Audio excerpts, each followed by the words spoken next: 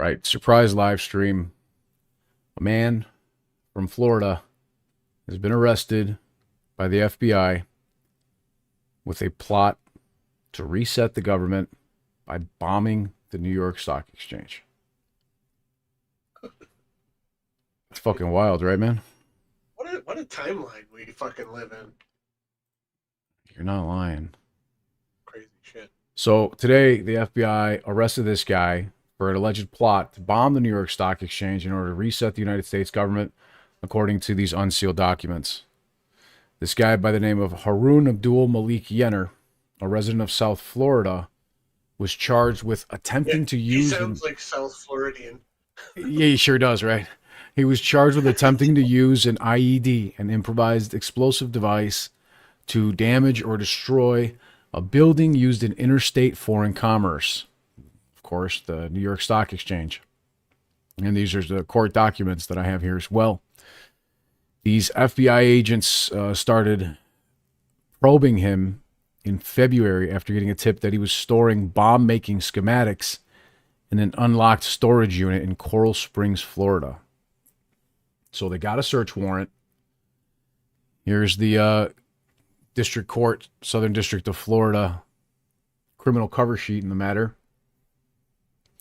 Basically says they got a search warrant, and the FBI agents found Bob making sketches and schematics, watches with timers, electronic circuit boards, and other electronics that could be utilized to make an explosive, according to the criminal complaint. Yeah, again, the guy's name is Harun Abdul Malik Yenner. I see you guys talking about it in the chat here. And basically, he told law enforcement officials that he previously tried to join a domestic extremist group and had experience making rockets and bombs. He told agents that he considered joining ISIS and fighting for them in 2015 in Iraq, but decided not to because he thought they would not end up achieving their objectives. This is wild. So he also told the FBI that he told an undercover FBI agent that he wanted to deploy and detonate his IED on the New York Stock Exchange. And he had planned to carry out the bombing on November 18th, Monday, in order to obtain a reboot or a reset of the United States government. How how does bombing the stock exchange reset the government? I don't know, man. I think this guy watched Fight Club one too many times and thought that like bombing a building would reset things.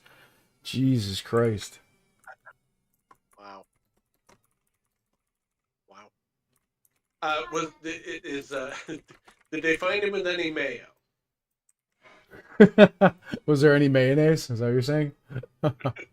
Yeah, is there any mayonnaise? Let me see. Let me keep reading to see what the FBI court documents say here about the mayonnaise involved in the incident. He said he planned to wear a disguise and record a message to be sent to the news media saying the explosion, like a small nuke, went off and that anything outside the building will be wiped out and anything inside there would be killed. The Florida resident said, according to this complaint, which again is pretty wild when you think about it. And he made multiple audio recordings and allegedly discussed having sent them to NBC News on November 18th or the day after the bombing. He made these multiple audio recordings just last week, in November 12th. So he made the audio recordings November 12th and planned to carry out the bombing on November 18th. He also, get this, he told the undercover agent, "I feel like bin Laden," according to the investigators. So he was supposed to bomb the 18th, but they stopped him. Wasn't the 18th the alleged day that Gary Gensler was resigning? Yeah, you're right. Everybody was saying that he was going to resign on Monday, November 18th. Whoa, what is going on here? Wow. What is happening? I haven't seen. Speaking of Gary, our good buddy Gary, has there been anything further on that? Because I haven't seen anything on No, I knew that he wasn't going to be resigning on the 18th. That made that whole idea there just made no sense. You know what I mean? The crypto pump. Yeah, I think it was because it came out of Twitter. There was no Yeah. actual news. No sauce. No sauce to that at all. Just kind of people making things up, right? Of course, he did come out with a statement that sounded like a goodbye statement. That definitely seems like he plans on resigning before Donald Trump comes in and fires him. But there's no actual like proof or indication of any sort that he was planning on resigning on the 18th of November. Yeah, he won't survive the process of Trump coming in. He won't last. No way. No, absolutely not. So he'll be gone anyways. They're definitely going to get That's rid of him, it just seems. like an odd coincidence. Got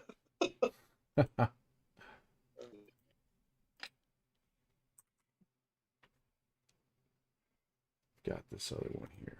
Yeah, he basically told him that he was creating rockets with very volatile chemical mixtures that would explode if they were mixed incorrectly. He claimed he was recruited on Facebook Messenger to join ISIS, but again, he didn't think they would achieve their objectives of sufficiently bombing or resetting the financial system, so he decided not to join ISIS and instead try to bomb the New York Stock Exchange himself.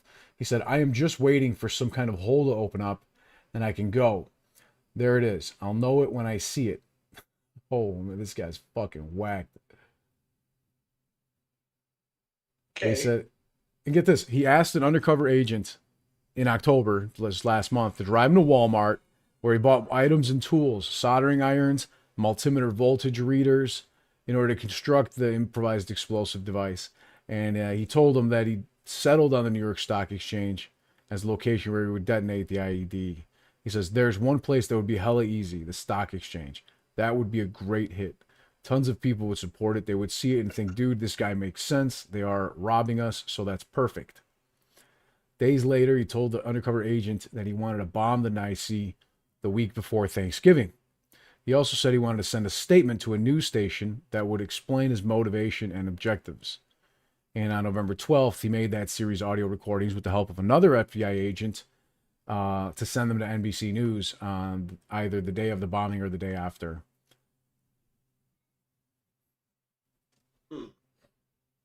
He was been charged with the attempted use of an explosive to damage or destroy any building used in interstate or foreign commerce. Well, yeah, that's pretty terrorism-y. He's not going to have a good day. Interesting.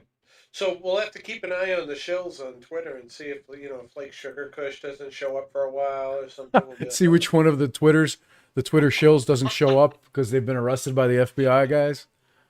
Like Froggy Hat Guy or whatever. Oh my god, this fucking guy.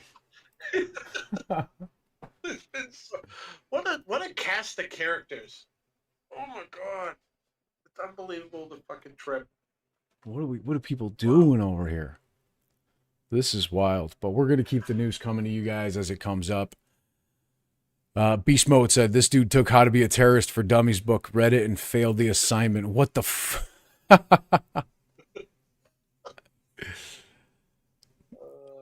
funny.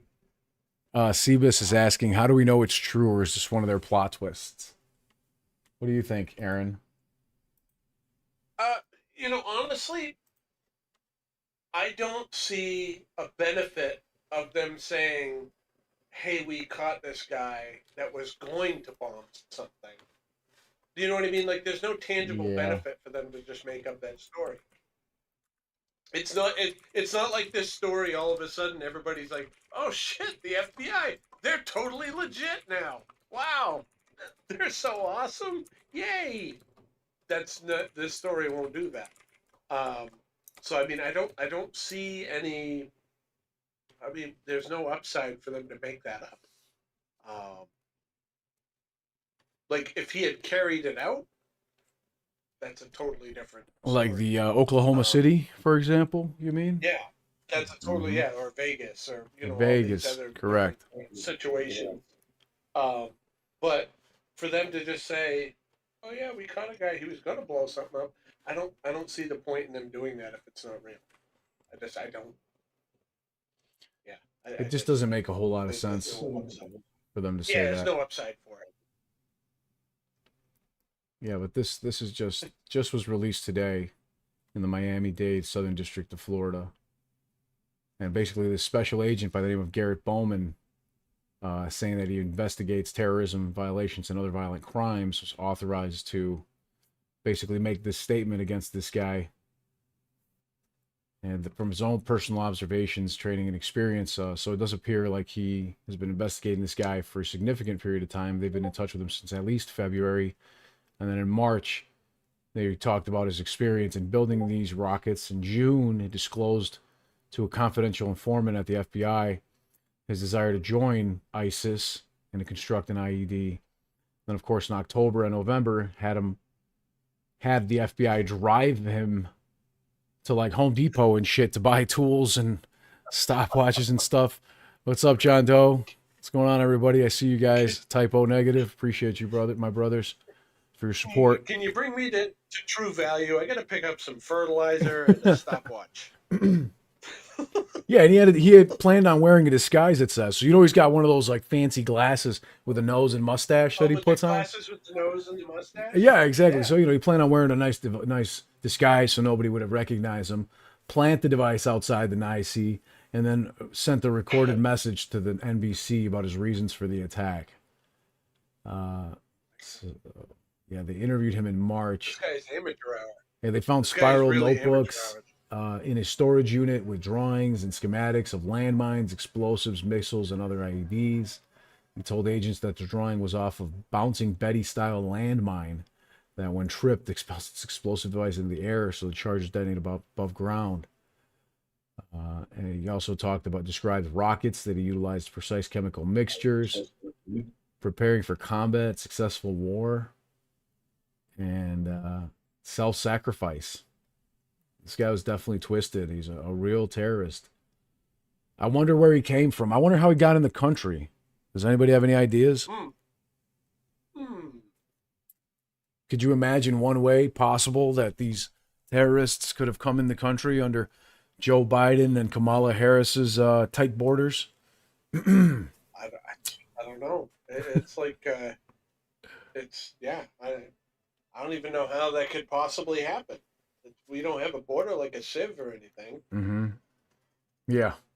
Border Patrol, non-existent.